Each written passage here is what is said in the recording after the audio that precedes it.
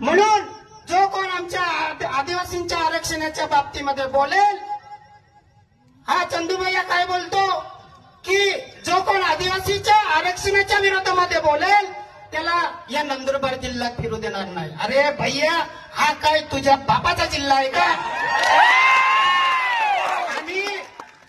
आम्ही जर आदिवासींनी ठरवलं तर भैया तुला एका मिनिटात इथून बिहार मध्य प्रदेशला पार्सल करू.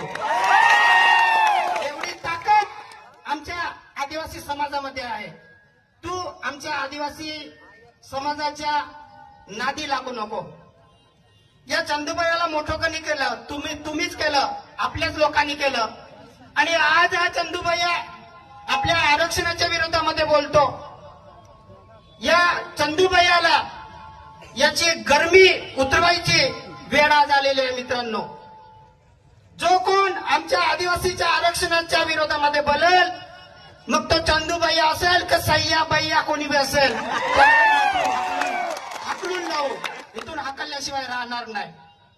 मित्रांनो, या लढाईमध्ये आम्ही बोगस आदिवासी आमदार लताबाई चंद्रकांत सोनवणे यांच्या विरोधामध्ये हायकोर्टामध्ये याचिका दाखल केली.